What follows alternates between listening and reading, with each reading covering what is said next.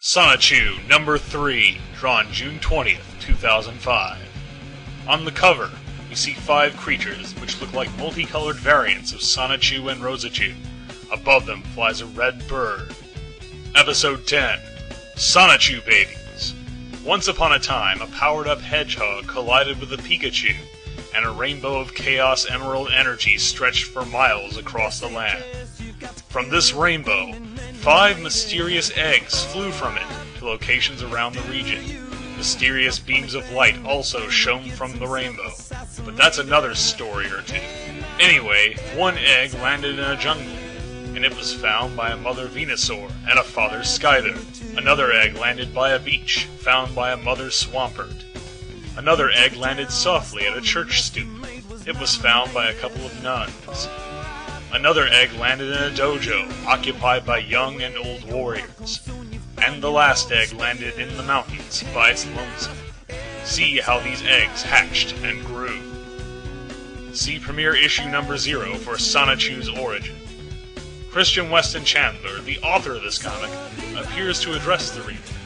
Cute intro, huh? Just so you know, he says, here are the original Sonny and Rosie, Sonichu and Rosichu babies.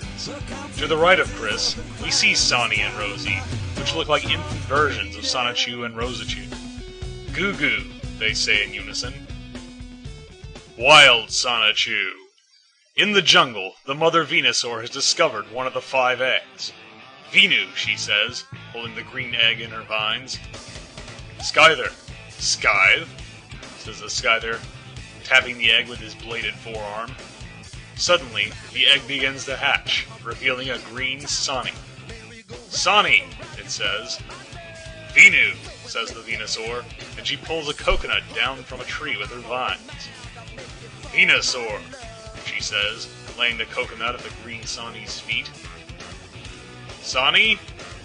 Sonny, Sonny, says the green Sonny. Imitating his adopted mother's act, he performs a vine whip. A green tentacle shoots out of his hand, striking the coconut tree with sufficient force to knock a second coconut from its branches. However, this coconut breaks when it hits the ground, making the green Sonny sad. Nee, he says, upset over the broken coconut. He hugs his adopted mother for emotional support. Venu? Venusaur, says the Venusaur. The Skyther then attempts to show the Sonny how to chop down a tree.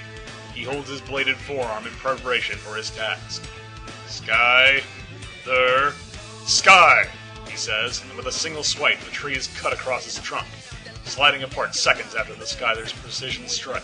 The green Sonny attempts to imitate this as well. Sonny, he shouts, throwing a pair of leaves at another tree. The leaves miss their intended target, and the Sonny becomes angry. Sonny, he says, stamping his feet angrily. Skyther, says his adoptive father. Skyther, Scythe,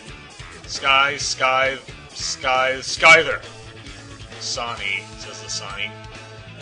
Eventually, the Sonny begins to transform, evolving into a form that resembles Sonichu, only green and with a leafy tail. Oh yeah, he says, leaping through the jungle. Here we go, woohoo! He uses his vine whip to grasp a branch and swing through the trees. I'm a hedgehog, not a spider monkey, he says. He stops at a coconut tree and thinks to himself, time for some cocoa soup. Using his vine whip again, Wild Sonichu snares a coconut with his retractable arm vines and pulls it back to his hand. He fires his leaf blade, then chops the tree into firewood. Clearly, since his evolution, he has mastered the use of his powers. You think that is something, he boasts.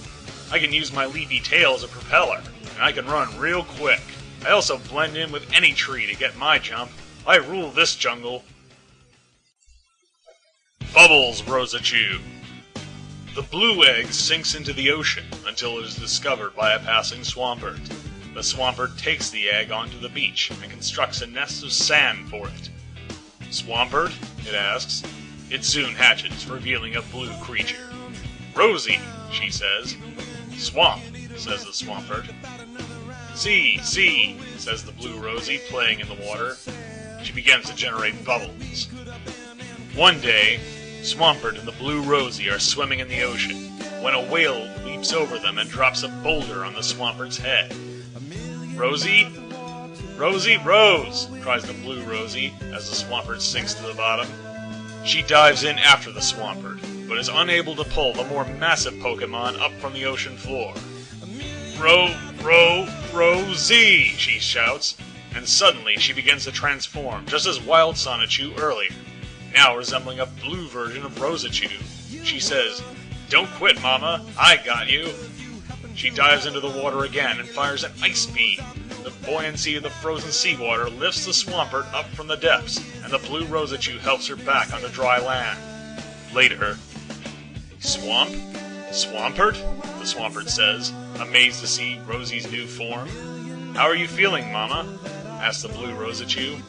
Swampert, says the Swampert proudly. "I nearly lost you as you sank into the ocean, but I saved you," says the blue Rosichu. "My Mama Swampert was excited after I rescued her," says Bubble Rosichu, narrating her story. "Now I freely swim the ocean that is my backyard. I found many new friends in the future, but I'll never forget what Mama said. Stay strong and true to your heart, and you will prevail. I'm so happy, I think I'll make a seashell necklace." Angelica Rosichu. The third egg lands at the doorstep of a church, where it is discovered by two nuns. "Sister," says one of the nuns, "our Lord has blessed us with a young one from above." "Yes," says the other nun, "let's bring it in and offer our prayers upon its health." Moments later, the egg hatches, revealing a white Rosie. Unlike Bubbles, this Rosichu has a pair of wings. "Rosie," she says. The nuns save the eggshell as a memento, and from then on, the white Rosie is raised in the church, praying with the nuns and studying the Bible. With great difficulty, she learns to master the use of her wings. "Keep trying, my child," the nun tells her. "The Lord has blessed you with wings, so one day you will fly to angelic heights." One night, as the white Rosie sleeps in her room, she begins to transform into her evolved Rosichu state. Through the open window, Christian Weston Chandler leaves a pair of blue shoes and a band to tie her hair.